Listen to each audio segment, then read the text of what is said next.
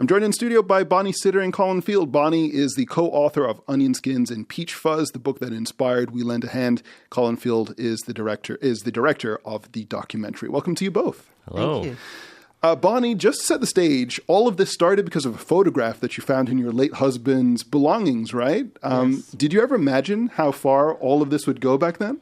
I had no idea. It's just been an amazing journey, though. Yeah. It must be really exciting for you to see just what a storytelling can do, right? Could you remind us of who the farmerettes are and what they did?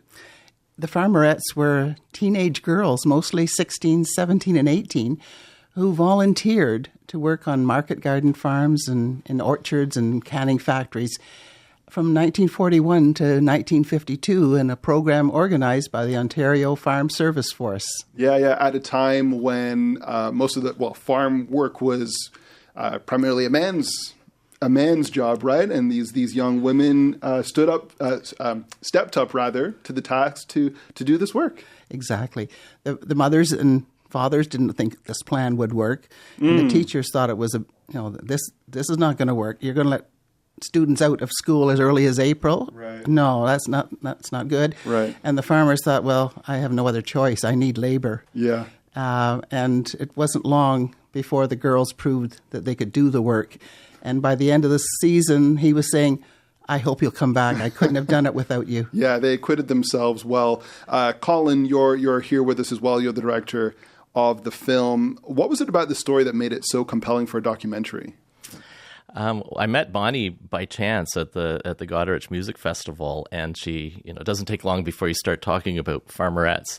And the whole time, she, not only was the story of the farmerettes fascinating because I'd never heard this history, but the way Bonnie told it and everything that she's done bringing this story back to life, but the things that you mentioned at the outset and what she continues to do with bringing these women together and telling the story to young people.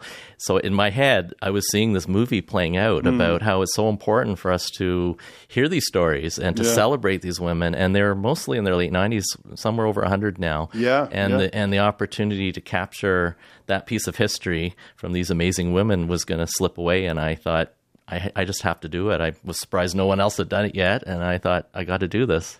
There's something to be said for, obviously, history. You can tell stories in a lot of different ways, but there's something about hearing it from the people who were actually there that makes it extra special. And Bonnie, you had a chance to meet so many of these women along the way. What was that like for you, getting to hear these stories from them firsthand? It was actually very emotional.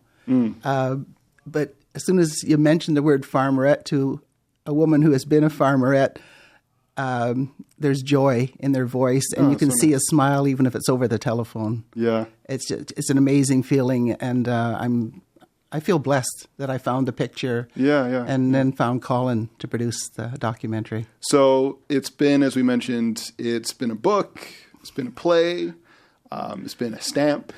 And here we are now, and it's being portrayed as a film. Colin, what is it about the story that you think lends it to being told this way, in a visual way, for the screen? Well, first and foremost, it's the women. I spent 2.5 years going across the province with Bonnie's help and finding 20 women who participated and having the story told firsthand, but seeing their faces and them reflecting back on when they were 15, and some of them haven't even talked about it since then. Their families didn't even know that they were farmerettes in some cases. And they're funny stories, they're touching, heartfelt stories, it was just like they were back in the moment. So visually, that's what I was trying to do with the reenactments with young women, portraying them in the fields, and also juxtaposing amazing archival footage that I was able to discover in the depths of the National Film Board. So, it just brings these moments, these experiences right back to life in their memories, and I was trying to portray that visually as well. I want to ask this to both of you, because there, as you mentioned, Colin, these women in their 90s and older. What was it like for them when they saw photos of themselves and footage of themselves when they were younger women? Well, I think it brought back just a flood of memories. Some of the little stories, like, we went to the movie theater and we stood outside for a long time looking at the movie posters and thought, is this movie going to be worth 6 quarts of strawberries? They did a lot of growing up, and the one woman I just recently met at 98 says, who would have thought that me at 98 would be talking about being a farmerette? Yeah. It's just, it's a good feeling. Absolutely. Colin, what are you hoping that people will take away from the film? Well, one, to learn about this history. Secondly, to just celebrate what these young women did. But in terms of a theme, it's really that service comes in many forms, and that's what young people are telling me after they watch this. They're so inspired by these women, and they realize that everybody can make a difference and take on a challenge and do something for their family, for their community, for their country. And we're living in times right now where this is not sort of abstract anymore. Yeah, right? Yeah, for sure.